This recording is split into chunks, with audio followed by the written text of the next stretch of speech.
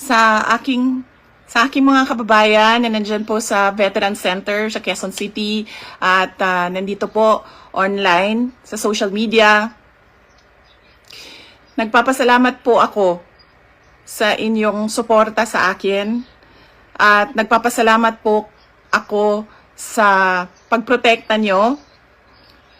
Unang-una po kay Yusek Zulaika Lopez at sa lahat po ng mga personnel ng Office of the Vice President. Lalong-lalo na po bukas dahil meron na naman pong hearing doon sa House of Representatives na ang Committee on Good Governance.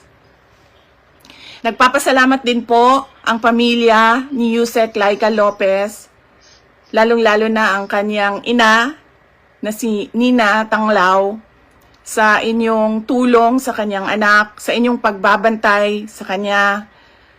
Alam po natin, malaki po yung trauma na pinagdadaanan niya ngayon. Minsan po nakakahawa dahil po sa harassment and threat to her life. Alam ko po, busy po kayo lahat.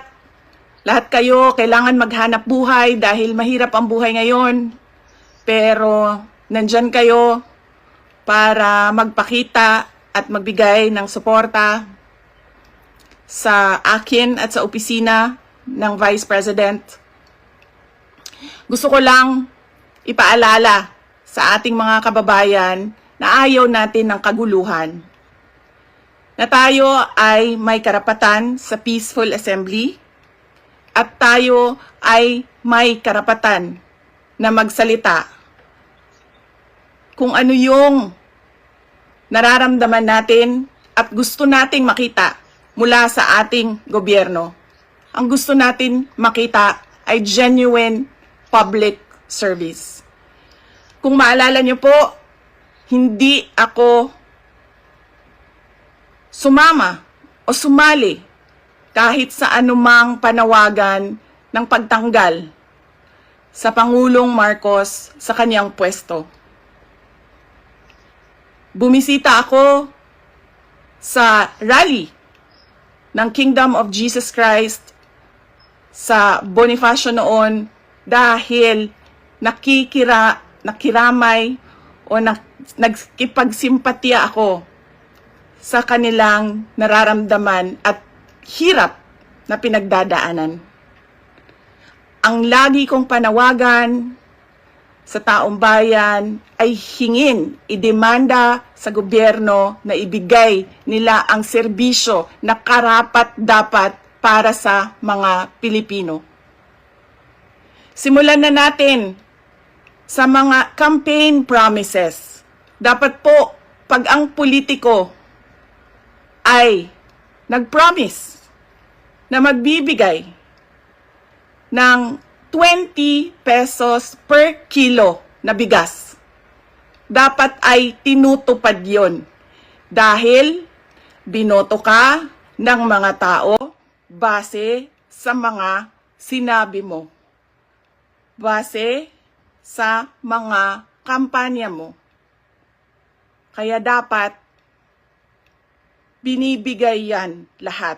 Kung ano man ang sinabi ng isang tao, ng isang politiko, ng isang kandidato sa entablado, dapat nakikita yan ng taong bayan. At higit pa, dapat ang nakikita natin. Hindi tayo dapat naghihirap, hindi tayo dapat pinapahirapan, kundi dapat nagpapakitang gilas ang ating gobyerno na sila ang pinakamagaling pagdating sa hustisya at karapatan ng mga mamamayan at kabutihan, kaunlaran at peace, kalinaw, kapayapaan sa bayan. Ulitin ko, dapat hinihingi natin sa ating pamahalaan ang karapat-dapat para sa isang maunlad at mapayapang lipunan. Mga kababayan, nararamdaman ko kung ano yung matagal nyo nang nararamdaman. Sinubukan ko na magtrabaho ng maayos sa Department of Education dahil yun naman ang aking pangako sa inyo. Ginamit ko ang pangalan ko, Sara Duterte, Inday Sara Duterte. Sabi ko sa inyo, trabaho, edukasyon, mapayapang pamumuhay. Pero anong nangyari? Binastos ang budget, ang Department of Education. Hindi ko na kailangan magbigay ng ebidensya. Nakikita nyo sa General Appropriations Act, simula sa NEP, papunta sa GAB, papunta sa BICAM, papunta sa batas. Nakikita natin yon. Dapat hinihingi natin na matino ang mga namumuno sa atin. Sinabi nila, ako daw ay krung-krung. Ako daw ay baliw. Ako daw ay wala sa tamang pag-iisip. Ano bang sabi ko sa inyong lahat? Psychological test, kahit ano yan, neuropsychiatric test, kahit anong pang test yan. Gagawin ko yan. Dagdagan ko pa ng drug test. Pero dapat magpa-drug test ang lahat ng mga nagtatrabaho sa Office of the President, sa Office of the Vice President, sa lahat ng opisina ng Senado, sa lahat ng opisina ng House of Representatives, sa lahat ng departamento ng ating bayan, ng ating pamahalaan. 'Di ba? Ano pang test ang gusto niyong idagdag ko? Wala na kayong mapuna sa akin. Pinagtatakpan ninyo ang mga kakulangan ng pamahalaan. Ako ang ginagawa ninyong punching bag para hindi napapansin, nakikita, naririnig ng mga tao ang kalokohan, ang korupsyon, at ang katiwalian na ginagawa sa gobyerno. Magpa-drug test tayong lahat sa harap ng taong bayan. Dalawa lang yan, mga kababayan. Ibigay namin ang mga pangako namin sa inyo noong nangangampanya kami. At papakita namin sa inyo na matino kami. Magpapadrug test kaming lahat.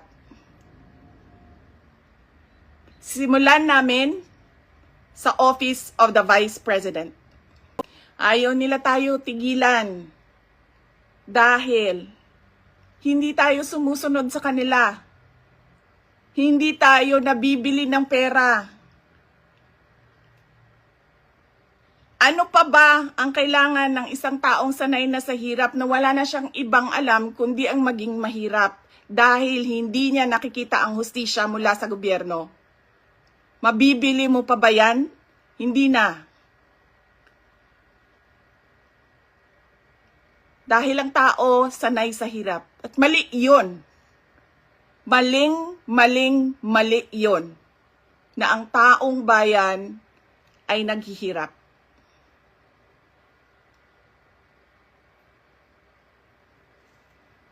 Mga kababayan,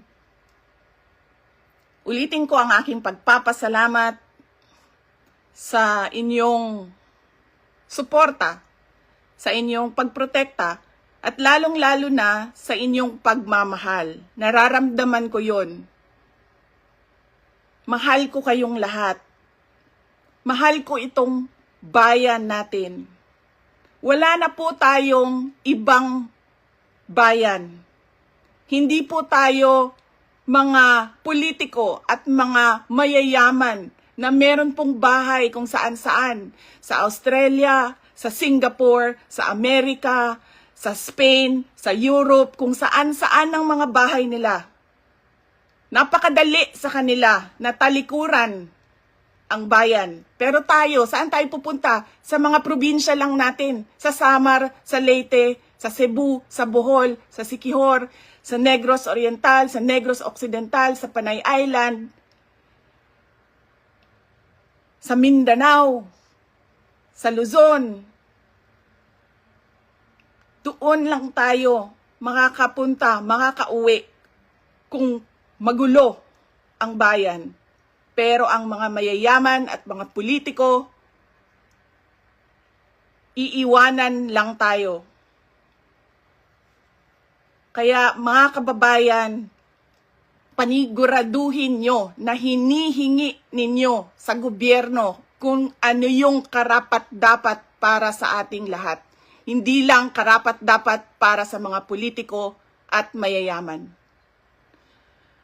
Nagpapasalamat po ako at paalala po ulit sa inyong lahat, peaceful assembly sa ilalim ng freedom of speech ang ating hangad.